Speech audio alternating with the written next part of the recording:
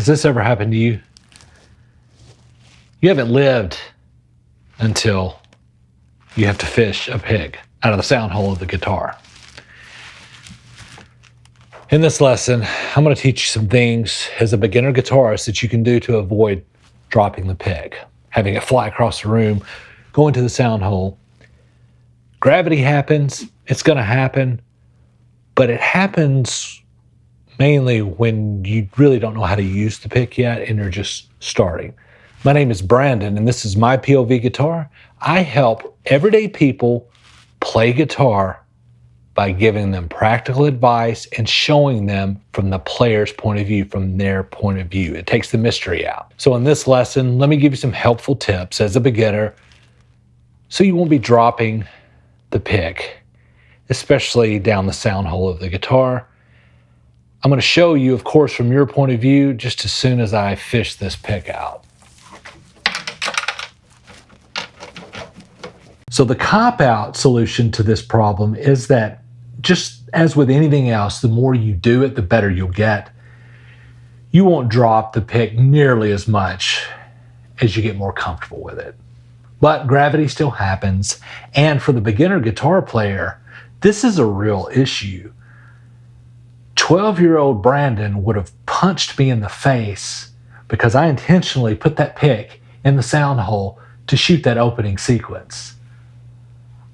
I just remember a big part of me learning guitar was trying to fish that thing out of there. It is a huge honking deal in the beginning. So that's the cop-out answer. Let me give you some practical tips, though, that will actually keep you from dropping this thing as you're learning. The first thing is the size, the thickness of the pick. I recommend 0.50 millimeter. To me, that's the sweet spot. You can go thicker to 0.60, but even now, I don't like that. That to me, that's the test, right? Is you want to, that's just not enough give, I don't think. But you can make do with that. But 0.50, to me, that's the perfect one. That's the test, right? Also, when you're shopping for picks, they make them that have texture on them. This is a Jim Dunlop, and the name Jim Dunlop is raised, and then it has some rough around it, okay? So a textured pick may help you hold on to it a little better. The next thing is you want to make sure you're holding the pick correctly. So I would just take the insignia and you go horizontal with your thumb, and then you kind of come down with your index right there to that first joint and just kind of hold it like that, okay? That's the proper way to hold it.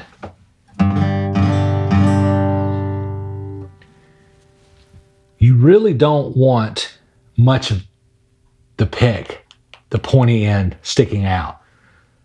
1/8 of an inch, 1/4 at most, but as you can tell, I don't have a lot showing there. The more you do, you're just holding it at that edge. There's more contact with the string. It's going to flip out of your hand, right?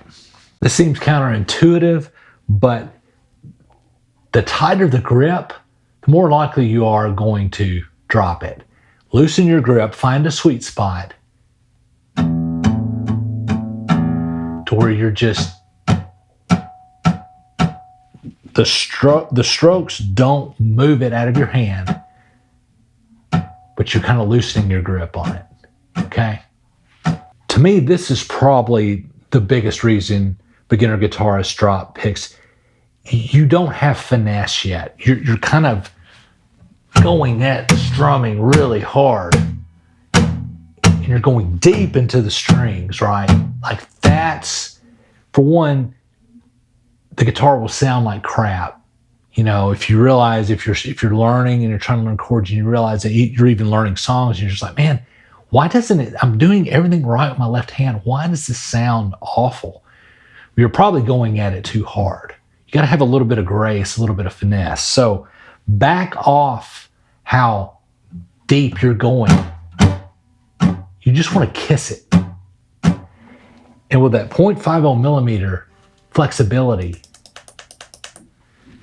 you want that to be like butter when you're doing downstrokes and upstrokes. One thing that I teach my students to build right-hand rhythm is to mute the strings with your left hand and just practice rhythms, to build strumming patterns.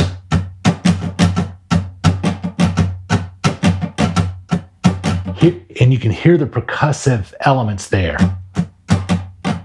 It's just lightly kissing it. And you see how I'm just able to just come up with those upstrokes. It's not moving the pick in my hand hardly at all. And I'm kind of adjusting. You can adjust as you kind of are playing. Because the laws of physics, it is going to move some. But, instead of that. And a good test of that, if you know a few chords, Tom Petty's Free Falling, it's that E chord, that version of the A, and then your B. Free Falling is the best test to see how deep you're getting into the strings. You want that percussive chicka chicka chicka going.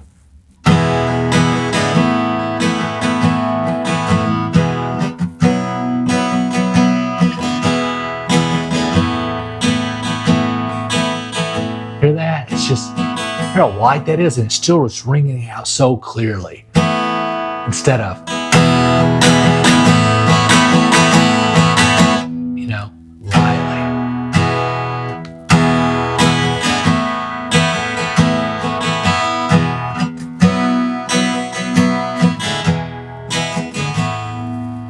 lightly. In different guitar parts, if you're picking licks with a pick, and when it gets to that, say like with Free Falling, the little breakdown.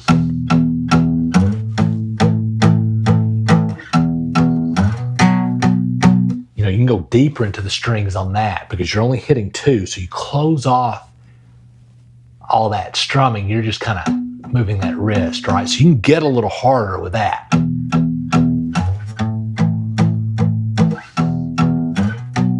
Then open it back up when it comes back to the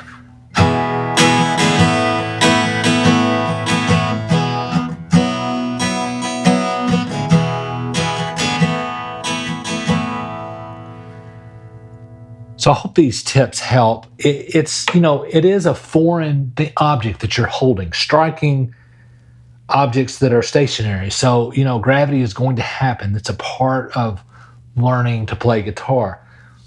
But if you are using the right size pick and strumming at the right depth, you'll start to naturally get more finesse, and you'll start to use the pick more as a tool and not just a thing to make things louder. Like, you let that, especially with that Free Falling, that pick's doing most of the work. I'm barely moving my wrist. I'm using the flexibility in that to get that jangly Tom Petty sound.